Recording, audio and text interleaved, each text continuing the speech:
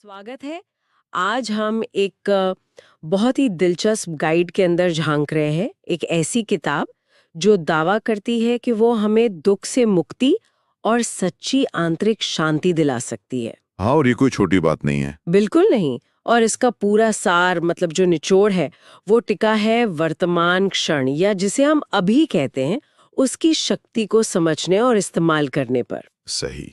ये हमें सिखाती है कि कैसे अपने असली स्वरूप को पहचानें और दर्द के जाल से बाहर निकलें। और पता है इस किताब के पीछे की कहानी भी बड़ी अनोखी है।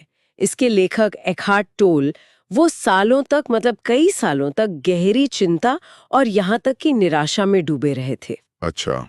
हाँ, फिर 29 साल की उम्र में कहते हैं एक रात उन्हें एक बहुत ही गहरा अनुभव हुआ जिसने सब कुछ बदल दिया। क्या हुआ था? उन्हें लगा जैसे वो किसी शून्य में गिर रहे हों और उसके बाद जैसा वो खुद बताते हैं कोई डर नहीं बचा।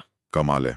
हाँ, और इसी अनुभव और फिर सालों के अध्ययन ने इस गाइड को जन्म दिया। तो आज हम क्या करने वाले हैं, जो मुख्य विचार हैं उनको टटोलेंगे। ठीक है। कोशिश करेंगे कहानी की तरह समझने की कि कैसे अभी में जीना हमें दुख से आजाद कर सकता है और कैसे हम अपने लगातार चलते दिमाग से खुद को अलग देख सकते हैं। बढ़िया, चलिए शुरू करते हैं। तो सबसे पहला और शायद सबसे चौंकाने वाला विचार जो ये किताब सामने रखती है वो ये है कि हम वो नहीं हैं जो हम सोचते हैं कि हम हैं। मतलब ये कि हम असल में शुद्ध चेतना है, प्रेम, आनंद और शांति का स्रोत।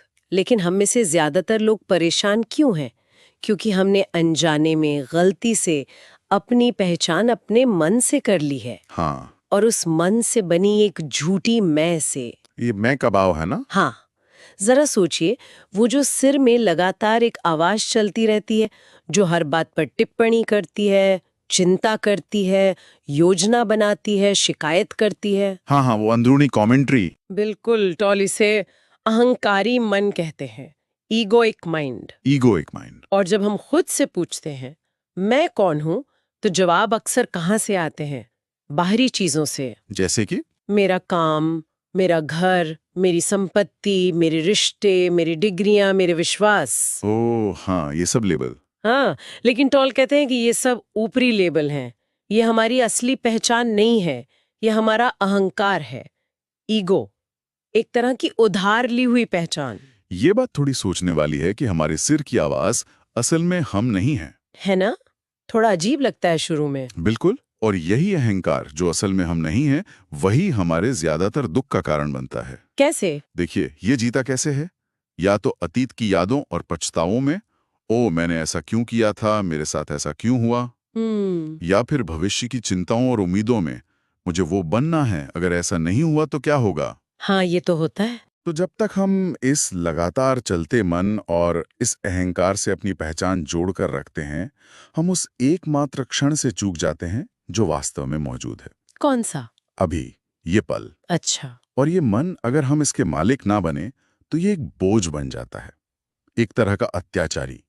जैसा किताब में भी कहा गया है, कई लोग अपने सिर में एक ऐसे अत्याचारी के साथ जीते हैं जो लगातार उन पर हमला करता है, उन्हें सजा देता है और उनकी जीवन ऊर्जा को सोख लेता है। बाप रे! और सोचिए, हमारे लगभग 90% विचार ना सिर्फ दोहराव वाले और बेकार होते हैं, बल्कि अक्सर नकारात्मक होने के कारण नुकसानदायक भी होते हैं। तो इसका हल क्या है? सोचना बंद कर दे? नहीं नहीं नहीं, सोचना बंद नहीं करना है, बल्कि हमें विचारों का गुलाम नहीं बनना है। अच्छा। ज्ञानोदय या एनलाइटमेंट जिसे कहते हैं, उसका मतलब ही है विचारों से ऊपर उठना। अपने मन का इस्तेमाल तब करें जब जरूरत हो, और शायद ज्यादा कुशलता से करें।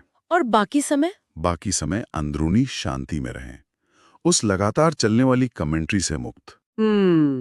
ये सोचना दिलचस्प है, क्या कोई जब चाहे अपने मन को शांत कर सकता है? मुश्किल है। हाँ, शायद नहीं, क्योंकि अक्सर तो मन हमें ही चला रहा होता है ना? हम ये मानने लगते हैं कि हम ही अपने मन हैं। बस यही सारा भ्रम है। तो ये मन और अहंकार एक तरह की रचना है, हमारी असली पहचान नहीं। और इसी तरह समय भी। हाँ बिल्कुल, खासकर जिसे मनोवैज्ञानिक समय कहते हैं। मनोवैज्ञानिक समय मतलब? देखिए, एक होता है घड़ी का समय, क्लॉक टाइम। वो तो व्यवहारिक जीवन के लिए जरूरी है। अपॉइंटमेंट रखना है, ट्रेन पकड़नी है, कल क्या करना है, इसकी योजना बनानी है। ये उपयोगी है। हाँ, इसके बिना तो काम नहीं चलेगा। सही। लेकिन मन का अतीत में भटकना, पुरानी बातों पर अफसोस करते रहना या भविष्य की चिंता में डूबे रहना, ये है मनोवैज्ञानिक समय। और टोल कहते हैं कि ये एक भ्रम है, एक इल्यूजन। भ्रम क्यों? अतीत तो हुआ था, भविष्य आएगा। हाँ, लेकिन असल में सब कुछ कब घट रहा है? अभी। बिल्कुल, अभी में। यही एकमात्र पल है जो सचमुच हमारे पास है। तो अतीत क्या है? अतीत वो गुजरे हुए अभी का एक संग्रह है, बस यादें हैं। और भविष्य? भविष्य आने वाले अभी की एक कल्पना है, एक अनुमान। पर हम अपनी ज्यादातर मानसिक ऊर्जा कहाँ खर्च करते हैं? या तो जो बीत गया उस पर, या जो आने वाला है उस पर। सही। और इस चक्कर में जो असलियत है, जो हकीकत है, ये पल अभी वो हाथ से निकल जाता है। हम जीते ही नहीं है इस पल में। ये बात तो है। और यहाँ एक गहरी बात और समझनी होगी। जब हम जो है, मतलब इस पल की जो सच्चाई है, उसका अनजाने में विरोध करते हैं। विरोध मतलब? मतलब शिकायत करके, गुस्सा करके या उसे नकार कर कि ऐसा नहीं होना चाहिए था, ये गलत है। अच्छा। तो हम इसी पल में दर्द पैदा करते हैं। किताब बताती है कि जिसे हम एक बड़ी समस्या समझते हैं ना, वो अक्सर इस पल में सिर्फ एक छोटी सी संभाली जा सकने वाली स्थिति होती है। लेकिन वो बड़ी कैसे लगती है? मन उसे अतीत के अनुभवों और भविष्य की आशंकाओं से जोड़कर बहुत बड़ा बना देता है। पहले भी ऐसा हुआ था, आगे और बुरा होगा। हाँ, ये पैटर्न है। पैटर्न है। लेखक कहते हैं कि अगर आपको अपना यहाँ और अभी असहनीय लगे, तो 3 ही रास्ते हैं। क्या? या तो उस स्थिति से खुद को हटा लें, या उसे बदलने की कोशिश करें, या फिर उसे पूरी तरह स्वीकार कर लें, बिना किसी अंदरूनी प्रतिरोध के। स्वीकार कर ले मतलब हार मान ले? नहीं, हार मानना नहीं। स्वीकार करने का मतलब है इस पल की सच्चाई को बिना जज किए देखना। हाँ, अभी ये स्थिति है। जब हम जो है उसे स्वीकार कर लेते हैं, तो हम एक तरह के समर्पण की स्थिति में आते हैं, और वहीं शांति मिलती है। प्रतिरोध में दर्द है। इसका कोई उदाहरण? मान लीजिए आप ट्रैफिक जाम में फंसे हैं, मीटिंग के लिए लेट हो रहे हैं। हाँ, रोज की कहानी है। अब आप हॉर्न बजा सकते हैं, चिल्ला सकते हैं, चिंता कर सकते हैं। ये प्रतिरोध है, इससे दर्द बढ़ेगा। या आप स्थिति बदल नहीं सकते, तो उसे स्वीकार कर लें। ठीक है, मैं जाम में हूं, अब मैं क्या कर सकता हूं? शायद कुछ संगीत सुन लूं, या बस अपनी सांसों पर ध्यान दूं।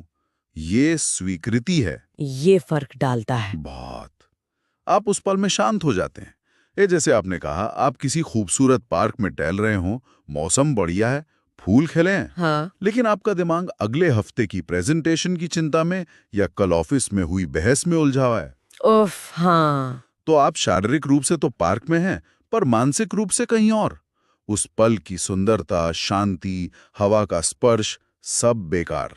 आप अभी में नहीं है। सही बात है। जैसे किसी ने कहा था, आप जहां भी जाएं, पक्का करें कि आप वहीं हों। बिल्कुल। तो जब हम अभी में नहीं होते और मन हमें अतीत या भविष्य में खींचता रहता है, तो हम न सिर्फ इस पल से चूकते हैं, बल्कि हम अतीत के भावनात्मक बोझ को भी ढोते रहते हैं।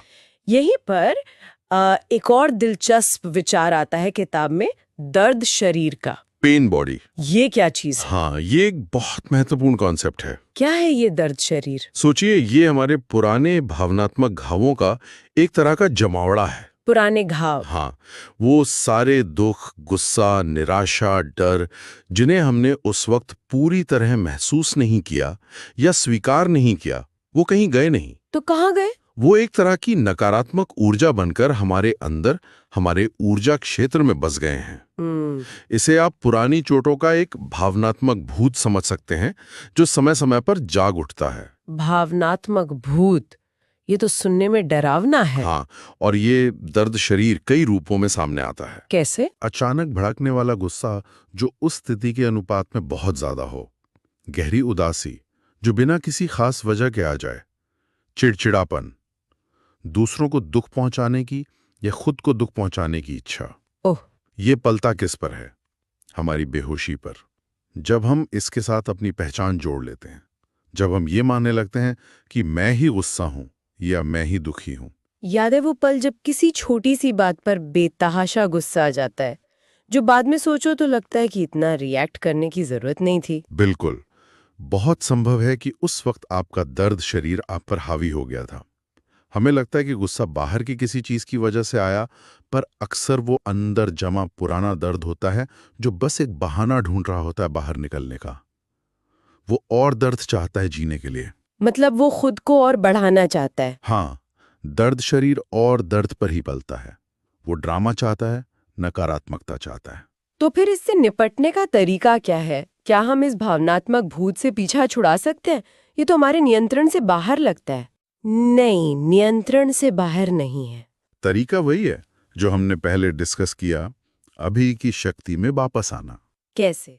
जब दर्द शरीर सक्रिय हो, जब आपको वो तीव्र नकारात्मक भावना महसूस हो, तो उसे पूरी जागरूकता से, बिना किसी जजमेंट के देखना है।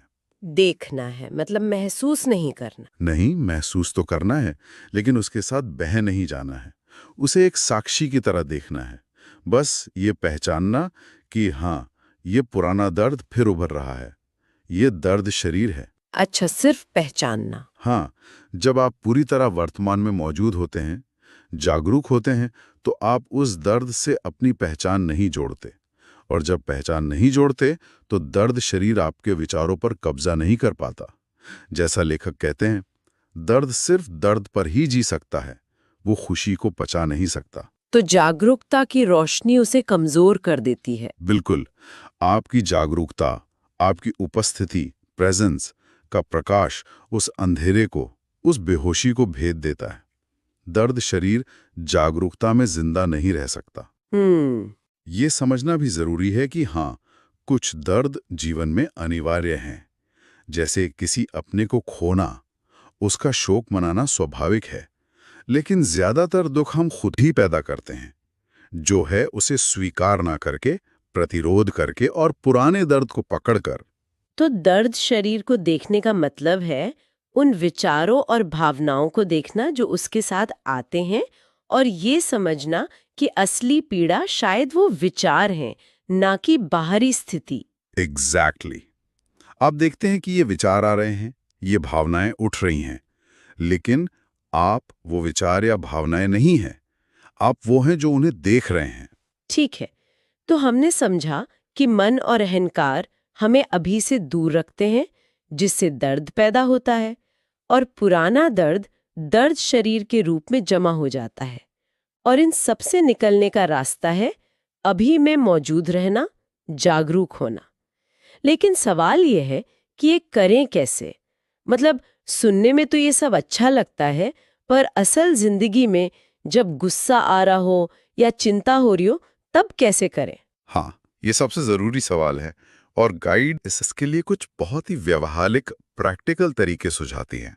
अच्छा, क्या है वो तरीके? पहला और सबसे मौलिक है अपने मन से खुद को अलग करना सीखना, डिसआइडेंटिफाई करना।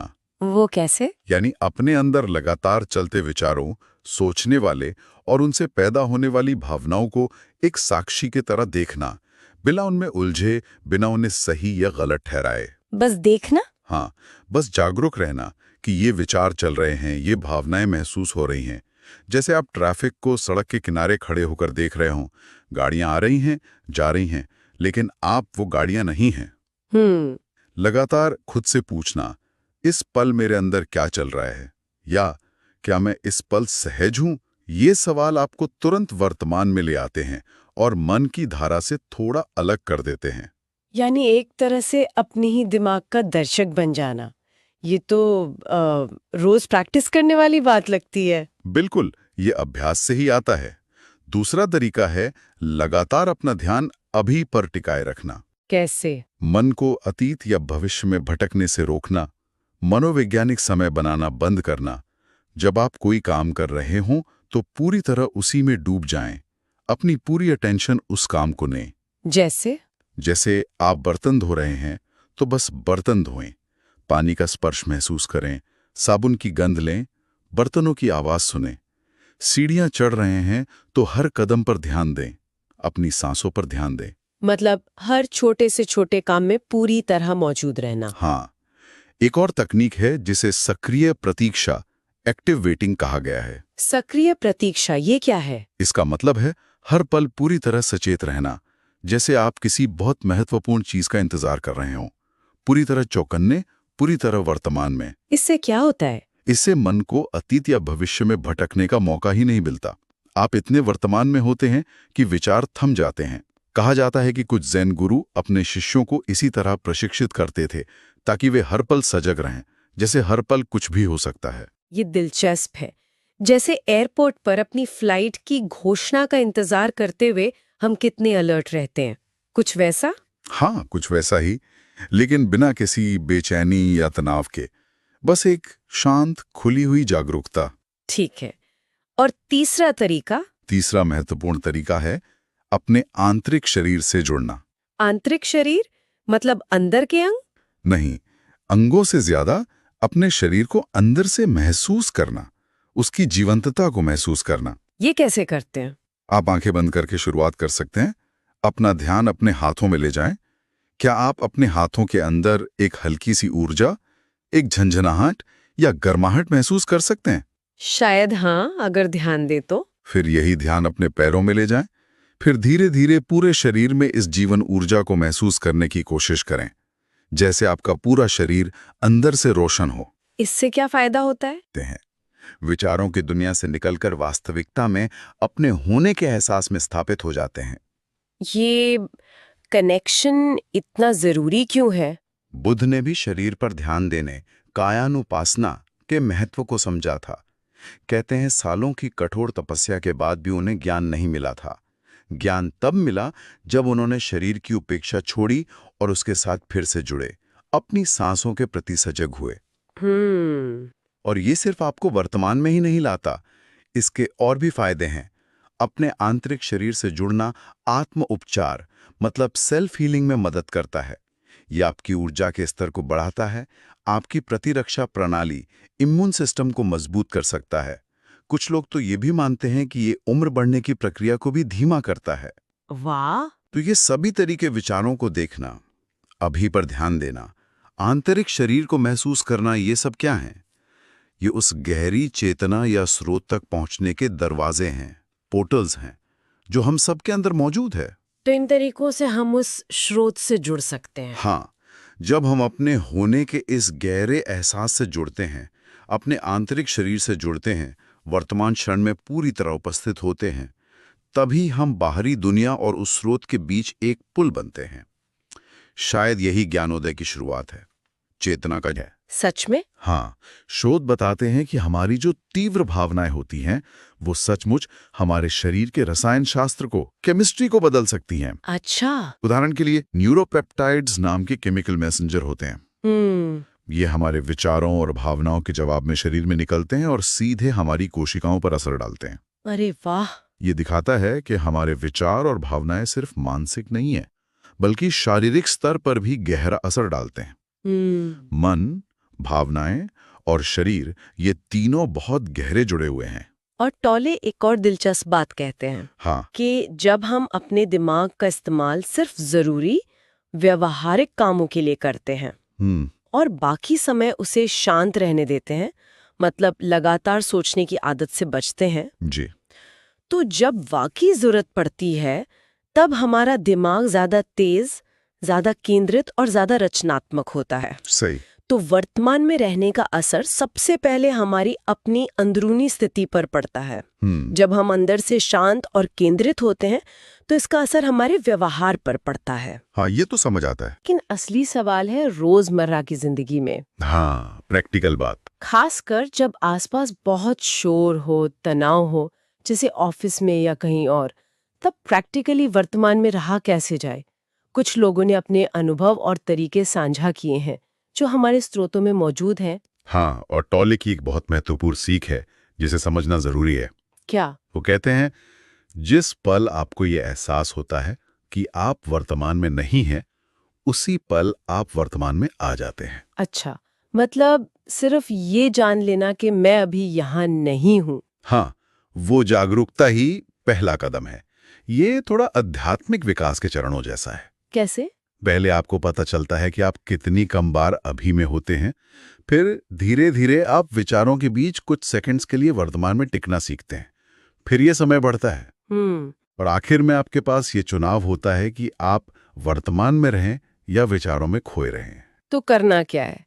जब भी लगे कि दिमाग कहीं और भाग रहा है, अतीत या भविष्य में, तो उसी पल वर्तमान को चुने। बिल्कुल। पर कैसे? मतलब क्या करें उस वक्त?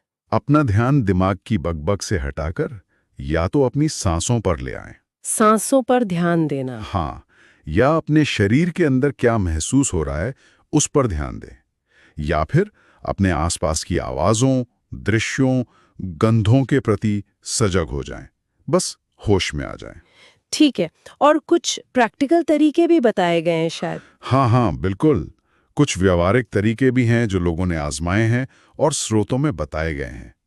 एक है अपनी भावनाओं को महसूस करना। महसूस करना मतलब? उन्हें दबाने या उनसे लड़ने की बजाय बस उन्हें महसूस होने देना जैसा वो है। अच्छा। दूसरा है माइंडफुलनेस की घंटी का इस्तेमाल करना। माइंडफुलनेस की घंटी, ये क्या है? आप अपने फोन पर नियमित अंतराल पर, जैसे हर घंटे, एक हल्का सा अलार्म या वाइब्रेशन सेट कर सकते हैं।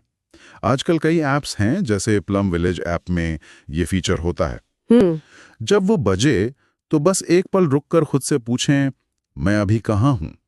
क्या मैं इसी पल में हूं? ये दिलचस्प है, लेकिन इसमें एक चेतावनी भी है। क्या? अगर आप इसे लगातार नहीं करेंगे तो दिमाग इसे भी नजरअंदाज करना सीख जाता है ना? हाँ, ये बात तो है। आदत बनानी पड़ती है। एक और तरीका है, कोई एंकर ऑब्जेक्ट चुन लें। Anchor object? जैसे आपका पेन या आपकी पानी की बोतल या आपका बैग, कोई भी साधारण चीज। ठीक है, चुन लिया। फिर तय कर लें कि जब भी आपकी नजर उस चीज पर पड़ेगी, आप एक पल रुककर अपनी जागरूकता को जांचेंगे। पूछेंगे, क्या मैं पूरी तरह से यहां हूं? ये आसान लग रहा है। हाँ, और कुछ लोगों को शांत, सुकून देने वाला संगीत सुनने से या स्टिलनेस स्पीक्स जैसी टॉले की ही किसी किताब से एक छोटा सा अंश पढ़ने से भी वर्तमान में वापस आने में मदद मिलती है। अच्छा। मुख्य बात है अभ्यास करते रहना। धीरे धीरे ये आपकी आदत बन जाती है। तो एक हाथ टॉले की इन बातों को समझने के बाद सवाल उठता है कि ये सब बड़े सेल्फ हेल्प कल्चर में कहाँ फिट होता है? हाँ, ये बड़ा सवाल है। क्योंकि टॉले के विचार अकेले नहीं है, ये एक बहुत बड़े ट्रेंड का हिस्सा है। चलिए इस बड़े संदर्भ को थोड़ा समझते हैं। बिल्कुल। सेल्फ हेल्प यानी आत्म सुधार का विचार कोई आज की बात नहीं है। इसकी जड़ें तो बहुत पुरानी हैं। कितनी पुरानी? अरे, प्राचीन धार्मिक ग्रंथों जैसे बाइबल में भी जीवन जीने की सीख है। प्राचीन मिस्र में सिबायत नाम के ग्रंथ होते थे, जिनमें शासकों को न्यायपूर्ण राज करने के निर्देश दिए जाते थे। अच्छा। प्राचीन रोम में ओविड और सिसरो जैसे लेखक थे। ग्रीस में बोथियस जैसे दार्शनिक थे, जिन्होंने मुश्किल हालात में जीने की कला पर लिखा। और ये सिलसिला चलता रहा। मध्य युग में राजकुमारों को सलाह देने वाली किताबें थीं, जिन्हें मिरर्स फॉर प्रिंसेस कहा जाता था। जी हाँ। और लोगों को सही तौर तरीके सिखाने वाली शिष्टाचार की किताबें भी थीं। बिल्कुल। फिर पुनर्जागरण काल आया, गुटेनबर्ग की प्रिंटिंग प्रेस आई और आचरण सिखाने वाली किताबें, कंडक्ट बुक्स, और लोकप्रिय हुईं। 18वीं सदी में खास तौर पर महिलाओं के व्यवहार और समाज में उनकी जगह को लेकर किताबें लिखी गई। और फिर 19वीं सदी में सैमुअल स्माइल्स नाम के लेखक ने अपनी किताब का नाम ही सेल्फ हेल्प रख दिया, और यहीं से ये शब्द लोकप्रिय हुआ। अच्छा, तो ये शब्द वहां से आया? जी। इसी दौरान अमेरिका में ट्रांसेंडेंटलिज्म जैसा आंदोलन भी चला, जिसमें रैल्फ वॉल्डो एमर्सन जैसे विचारकों ने व्यक्ति की आंतरिक शक्ति और आत्मनिर्भरता पर जोर दिया। तो ये एक लंबी यात्रा है। पर सवाल ये है कि आज के दौर में सेल्फ हेल्प की इतनी ज्यादा जरूरत क्यों महसूस हो रही है? हमारे स्रोत बताते हैं कि इसके कई कारण हो सकते हैं। क्या कारण हो सकते हैं? एक तो समाज का दबाव, दूसरों जैसा बनने या दिखने की इच्छा। हाँ, सोशल मीडिया का असर। बिल्कुल, सोशल मीडिया के ट्रेंड्स भी इसमें भूमिका निभाते हैं। फिर स्वास्थ्य संबंधी कारण है, बढ़ता हुआ तनाव, चिंता, डिप्रेशन। और कुछ मामलों में तो लोगों को सेल्फ हेल्प की लत में लग जाती है। ऐसा भी होता है। सच में? लत। हाँ, मतलब वो एक किताब से दूसरी, एक कोर्स से दूसरे में कूदते रहते हैं बिना किसी चीज को गहराई से अपनाए। और इसे लोगों तक पहुंचाने के तरीके भी बहुत अलग-अलग हैं। हाँ, बहुत विविधता है। एक तरफ है पॉजिटिव साइकोलॉजी, जिसमें मार्टिन सेलिगमैन का पर्मा मॉडल है। परमा मतलब? Positive emotions, engagement, relationships, meaning, accomplishment. या अब्राहम मैस्लो का जरूरतों का पिरामिड, जैसे वैज्ञानिक आधार वाले सिद्धांत हैं। हाँ, मैस्लो का पिरामिड। दूसरी तरफ छद्म विज्ञान या स्यूडो साइंस भी है, जैसे लॉ ऑफ अट्रैक्शन या मैनिफेस्टिंग के विचार, जिनके असर का कोई ठोस वैज्ञानिक प्रमाण नहीं है। सही कहा। और ध्यान यानी मेडिटेशन जैसी प्राचीन तकनीकें भी इसी दायरे में आती हैं। तो क्या ये सब वाकई काम करता है? इस पर राय बंटी हुई है ना? बिल्कुल, मिली-जुली राय है। हमारे स्रोतों बताते हैं कि कुछ स्टडीज में पाया गया है कि अगर किसी खास समस्या पर फोकस किया जाए, जैसे चिंता, डिप्रेशन या किसी तरह की लत, हाँ, तो उसके लिए बनी सेल्फ हेल्प सामग्री या थेरेपी असरदार हो सकती है। कोई उदाहरण? हाँ, जैसे पब्लिक स्पीकिंग के डर को कम करने के लिए सेल्फ हेल्प आधारित टेलीसाइकोलॉजी प्रोग्राम के अच्छे नतीजे देखे गए हैं। इसी तरह नशे की लत छुड़ाने वाले सेल्फ हेल्प ग्रुप्स में नियमित रूप से जाने वालों में संयम बनाए रखने की दर ज्यादा पाई गई है। अच्छा, तो कुछ फायदा तो होता है। हाँ, अगर सही तरीके से इस्तेमाल किया जाए तो। लेकिन यहाँ कुछ बड़ी चेतावनियां भी हैं। चेतावनियां? जैसे कि? पहली, वन साइज फिट्स ऑल वाला तरीका काम नहीं करता। जो चीज एक के लिए फायदेमंद है, जरूरी नहीं कि दूसरे के लिए भी हो। ये तो है। दूसरा खतरा है आत्मदोष का। अगर सेल्फ हेल्प की कोई तकनीक काम नहीं करती, तो लोग खुद को ही दोषी मानने लगते हैं, सोचते हैं मुझ में ही कोई कमी है। हाँ, ये खतरनाक हो सकता है। तीसरा, कुछ मामलों में लक्षण और बिगड़ भी सकते हैं। और चौथा, बिना किसी पेशेवर की मदद के खुद से ही अपनी मानसिक स्थिति का निदान करना, वो ठीक नहीं, खतरनाक हो सकता है। और फिर आता है इस पूरी चीज का बाजार। हाँ, इंडस्ट्री। ये कोई छोटा मोटा मामला नहीं है, ये अरबों डॉलर की इंडस्ट्री है। बिल्कुल, किताबों से लेकर audio books, online courses, personal coaching, apps, weight loss program, सब कुछ इसमें शामिल है। कुछ आंकड़े देखें तो 2019 में अमेरिका में सेल्फ इम्प्रूवमेंट मार्केट करीब 10 अरब डॉलर का था। बाप रे। और 2022 तक इसके 13 अरब डॉलर से ज्यादा होने का अनुमान था। और इसमें कुछ दिलचस्प पैटर्न भी दिखते हैं। क्या पैटर्न? जैसे सेल्फ हेल्प किताबें लिखने वाले ज्यादातर पुरुष होते हैं। अच्छा? लेकिन पढ़ने वालों में लगभग 75% महिलाएं होती हैं। ये गुडरीड्स के आंकड़ों के मुताबिक हैं। ये तो काफी बड़ा अंतर है ना? और मिलेनियल्स, यानी जिनका जन्म 1981 से 1990 के दशक के मध्य तक हुआ, वो इसके सबसे बड़े उपभोक्ता हैं। और वो सेल्फ इम्प्रूवमेंट पर हर महीने अच्छी खासी रकम खर्च करने को तैयार रहते हैं। और कोविड-19 महामारी का क्या असर हुआ? उसके दौरान तनाव कम करने वाले उत्पादों जैसे सेल्फ हेल्प किताबें, मोमबत्तियां, मसाज टूल्स वगैरह की बिक्री और बढ़ गई। लोगों ने शायद सुकून ढूंढा इनमें। इसमें मार्केटिंग का भी बहुत बड़ा हाथ है ना? ओ बिल्कुल। किताबों के शीर्षक अक्सर बड़ा चढ़ाकर किए गए वादों वाले होते हैं। 7 दिन में जीवन बदलें, इस टाइप के। हाँ, देखे हैं ऐसे शीर्षक। लेखकों की विश्वसनीयता पर भी सवाल उठते हैं, क्योंकि कई बेस्ट सेलर किताबें मानसिक स्वास्थ्य के पेशेवर नहीं लिखते। सही बात है। यहाँ तक कि किताबों की कवर डिजाइन, उनके रंग, फॉन्ट, लेआउट, सब कुछ बहुत सोच समझ कर तय किया जाता है, ताकि वो ज्यादा से ज्यादा बिके। तो ये सब मार्केटिंग स्ट्रैटेजीज हैं।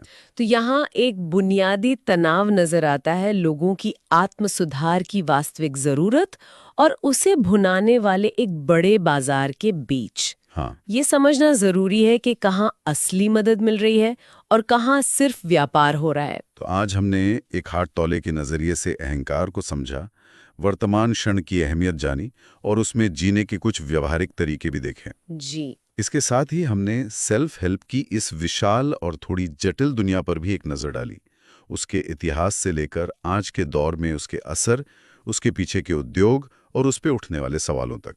बिल्कुल। और जाते जाते एक सवाल सोचने के लिए छोड़ जाते हैं। क्या सवाल? आत्म सुधार की ये जो कभी ना खत्म होने वाली दौड़ है, जिसके पीछे हमारी अपनी सच्ची इच्छा भी है और एक बहुत बड़ा बाजार भी। इस दौड़ में कोई इंसान कैसे ये फर्क करे कि कौन सी चीज उसकी अंदरूनी यात्रा में सच में मददगार है और कौन सी चीज सिर्फ उसे एक और उपभोक्ता बना रही है?